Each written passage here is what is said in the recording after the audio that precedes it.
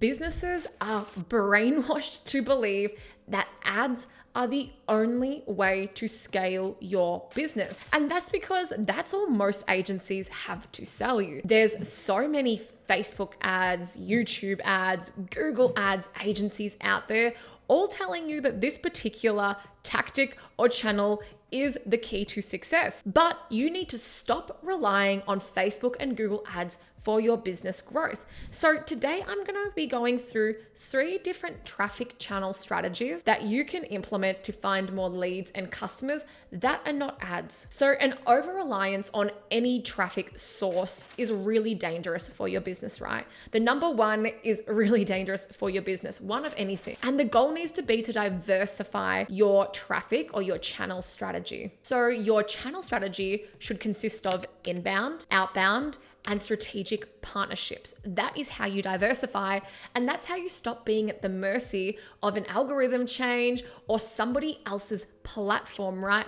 As soon as your business relies on leads or sales on a platform or an algorithm that somebody else owns, you're really taking on a lot of risk in your business that they're not going to change their business. So here's how you can unlock these channels to start getting more leads and sales. The first one is inbound. So inbound does include your ads, your Google ads, your Facebook ads, and your Google ads are your in-market leads, right? Like you want to capture that demand. Facebook can help you to find people earlier in the funnel and create demand somewhat, but there are other channels that you can be leveraging for inbound. Effectively, inbound just means people find you, they come to you. So another way to do this is through your organic social. And I know that's not necessarily revolutionary, but what you want to do is go where your target market's hanging out and bonus points if your competitors are too lazy to go there. So this could be LinkedIn, YouTube, TikTok, Reddit, Quora, Snapchat, whatever it is, right? The thing with content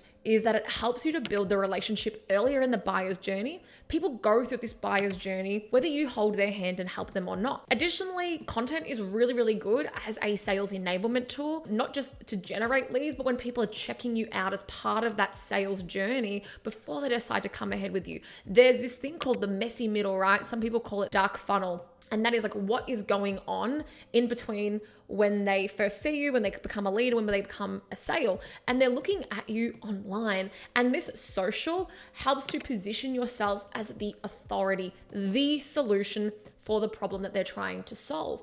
And it helps you to stand out from the rest of the people in your industry or your niche. As an example, in our first year of business, we did about $500,000, which is pretty good for a couple of freelancers basically sticky taped together and a very lean team. We did not run any ads. We don't really have grand ambitions to scale this agency because that will be a nightmare. I can go over that in a future video. In our first year and now, LinkedIn and YouTube are 2 really big channels to help us with lead generation. So we do our LinkedIn consistently. And at the start, of course, we were super cringe and it was painful, but now we have that system built and firing. You can ship, analyze, adjust, and it's a really solid system for us to be bringing in leads. So there's many other inbound channels, but the second one I want to talk to you about is your owned media, aka your email list. A lot of people think email marketing's dead, blah, blah, blah. It's kind of stupid to think that because people still open their emails, right? They are still in their inbox. They're just more precious about what they read or what they will look at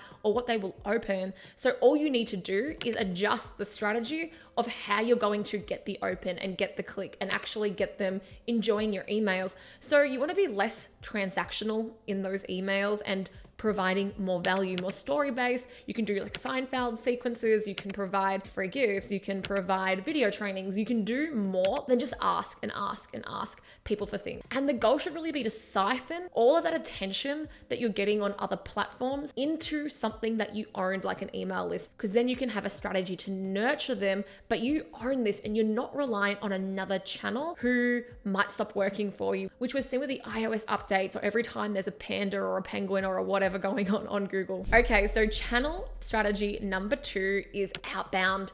And a lot of people will say to me, Alicia, cold doesn't work. Cold is stupid. I would never respond to cold.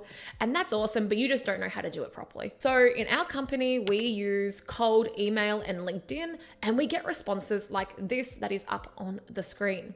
So the problem with a lot of the tactics or a lot of the ways that people treat their traffic channel strategy is that they focus on the how, the tactic, instead of the why and the what, the strategy. Yeah. So they're just releasing shit effectively, adding to the noise, and then they go, that doesn't work, I tried it. But in reality, their execution is cooked and they didn't actually put any thought into how to do this. I have another video on how we do our cold email if you want to check it out. And of course, like, we're all very dubious of cold email, right? Because we all get so many that suck. But it is like any traffic channel strategy. If you can do it properly, if you truly understand your target market, the conversations that you're entering in their mind, and you can show immense value and answer that with them, what's in it for me? You're going to get responses like this, and you're going to be booking in leads like we do. Yeah, it's a bit of a numbers game, but you just need to get a quality list. You want to send great emails that are engaging and not boring, lame emails like most people do that make no sense. And you want to have a good tech stack. Alrighty, and channel number 3 is strategic partnerships. Would you prefer to go fishing with a single rod, pulling out one fish at a time, or would you prefer to have a big old fat fishing trawler going through the ocean with big nets, just scooping up fish? Okay, I'm going to end the fishing analogies there. I'm not very good. I don't know why I keep doing them. However, you would prefer the trawler, right? It sounds a lot easier than manually pulling out one fish at a time. So with strategic partnership, there are people who have spent the time, the money, the resources, the energy to build a relationship with people who want to buy from you, aka your ideal customer. So why not tap into this? So these could be called strategic partnerships, joint ventures, maybe affiliates kind of. But the idea is these people already have your audience engaged. So when we do this, we think about who has our customer before and after they would use us. So they're not direct competitors, right? They're somebody that our customer would naturally use in their buyer's journey, sales journey, and in the realm of our universe that makes sense to be a strategic partner. As an example, we work with a lot of traffic agencies that specialize in just traffic. For example, SEO, AdWords, Facebook ads,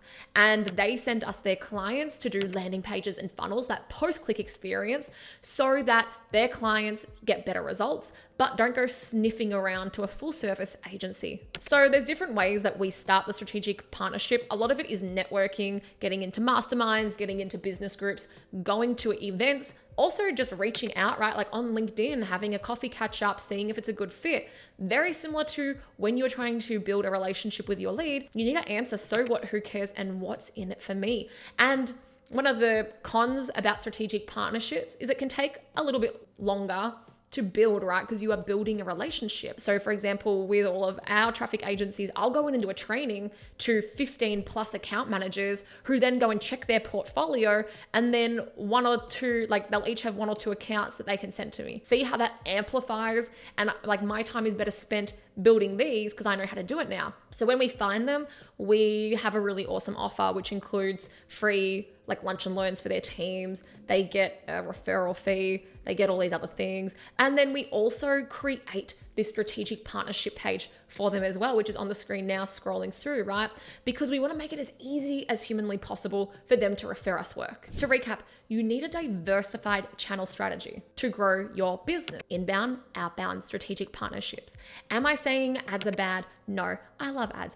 They're a great way to test quickly, to scale, but they're not the only way. And that is what a lot of businesses think they are. Then they develop this over-reliance, and as soon as something shits the bed, like your Facebook or your Google ads, they don't have any more levers to pull to bring in more leads and customers. So you want to avoid that in your business. What you want to avoid as well, starting all these channels and getting really super excited and then just going an inch deep and a mile wide. What we want to do is get in, clear the room, get one working, then you can scale it, optimize it. Then you can use the 20% of your resources, time, money to be testing new ones that you can introduce into your all-star team. Alrighty team, that's the end of today's training. Let me know in the comments which one of these traffic channel strategies you're going to start using in your business, or if you have a cool idea that you'd like to share and add to the conversation, make sure you let me know in the comments. And as the kids say, if you've enjoyed today's video, please make sure to like, subscribe, comment, share, whatever tickles your fancy to help get the word out. Here at PX, we are on a mission to help awesome businesses who have great products and services that genuinely help people to amplify their reach, but most of them fail because they suck at marketing and sales. And we are on a mission to increase our impact by helping other businesses to sell more and persuade more people to get what they need to solve more problems. Any questions, team? Leave them in the comments. Otherwise, I look forward to seeing you on the next training.